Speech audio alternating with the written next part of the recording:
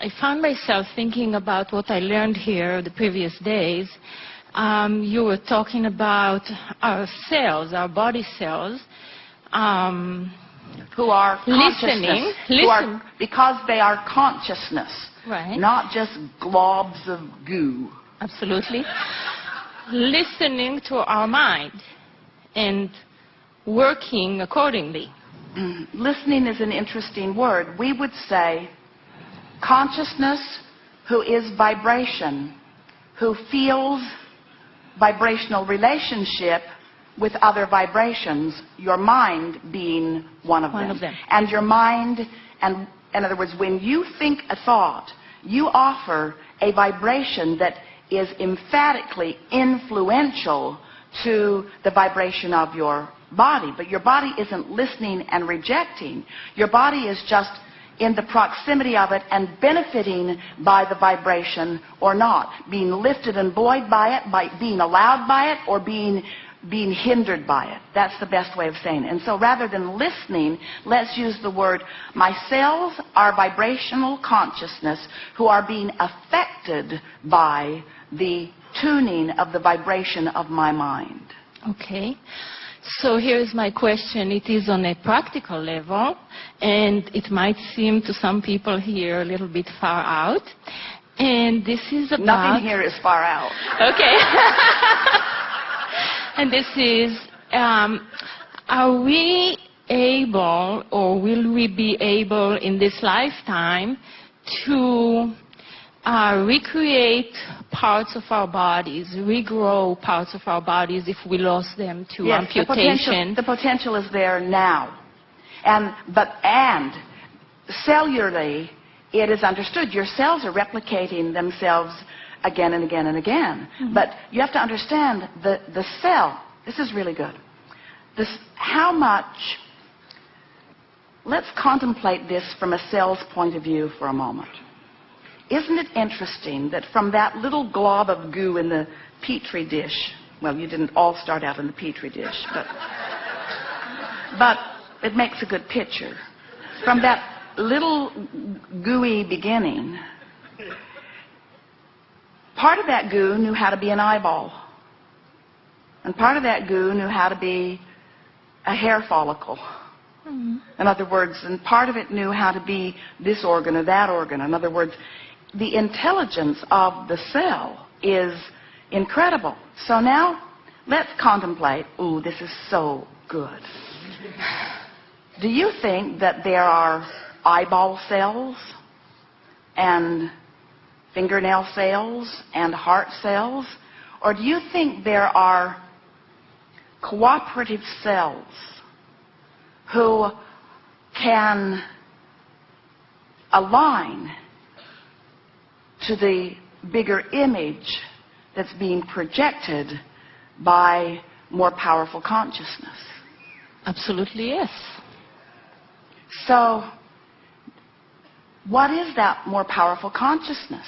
Well, in your time-space reality, what you call reality, that you can see and hear and smell and taste and touch, is this collective agreement for the most part. In other words, the reason you call reality reality, and the reason that the scientists have it so slow going, is because they're not willing to contemplate far from the reality that already exists. But that's all right. That's why the evolution of all species is sort of slow, is because what you are focused upon sort of causes a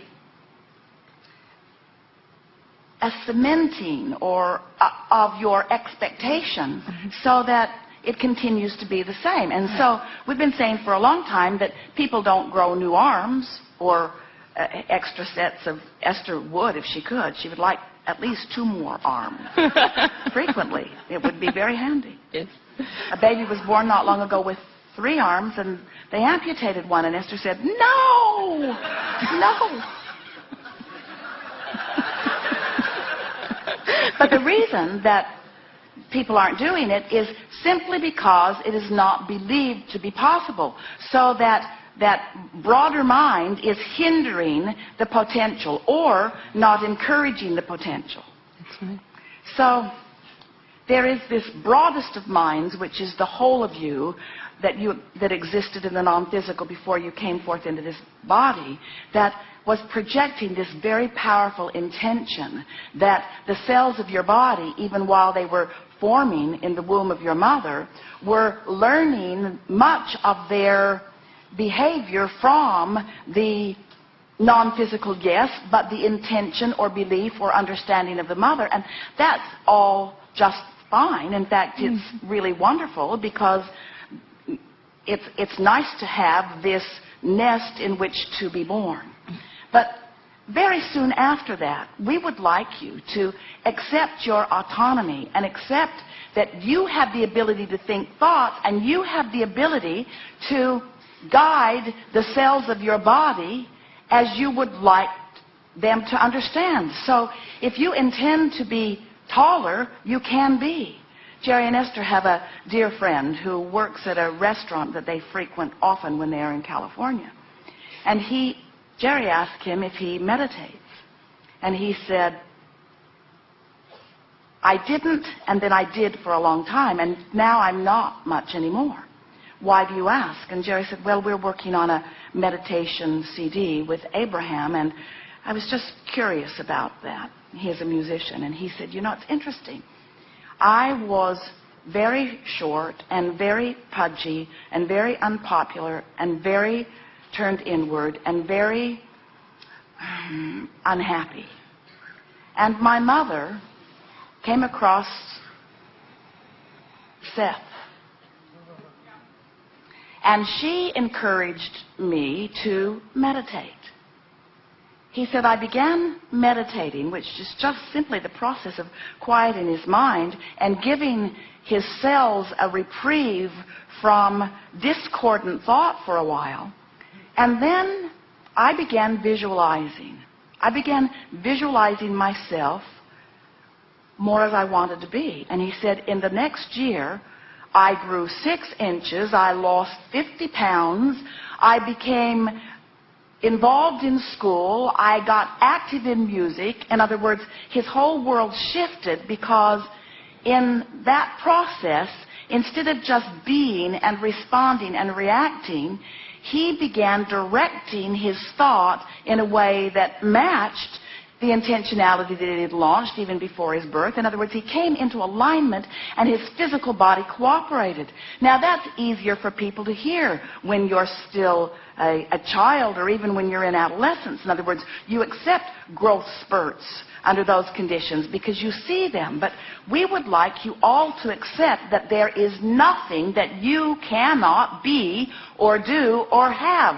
You live in a cooperative universe which includes your physical apparatus, and whatever you want will be. You form the image, and if you do not defy your own image with reality or with expectation or with the learned knowing of scientists and doctors who know better than the fantasy you're dreaming up, if you don't do that, you will discover the cooperative, we talk about this vortex where all cooperative components are assembled. And we tease you. We say, are you a cooperative component? Because often you're not. Everything that you want has been assembled, but you're not seeing the manifestation of it because you're doubting it. You're worrying about it. You're not a cooperative component. You get in this vortex and spend some time in this vortex and begin paying attention to what's going on in your experience, and those who are watching you will find you an anomaly. Until in time there will be enough of those weird, freakish recoveries that it won't be an anomaly anymore. It will be a new science. Oh, a new science. That's how the scientists discover new science. They start out with a hypothesis, an idea, and then others believe enough in the idea that they make it true, you see? And why would you participate or be a participant in the physical world who participates predominantly in the can't-dos, in the not possibilities? It's not possible. Why do you say that? Because it's never been done. Well, and that's your reason That, because it's never been done? That's your reason? That's ridiculous. If you can dream it, if you can imagine it, if you can conjure it, if you can want it, you can have it no matter what it is.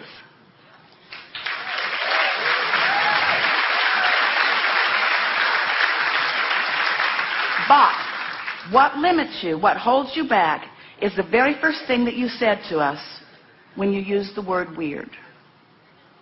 Most will see this as weird. And so most people are so wrapped up, most people cannot see themselves only in conjunction with their own possibilities. Most people have wrapped around themselves the way others see them in everything that they do. So when you factor how others see you into it, you bog it right down. You bog it right down.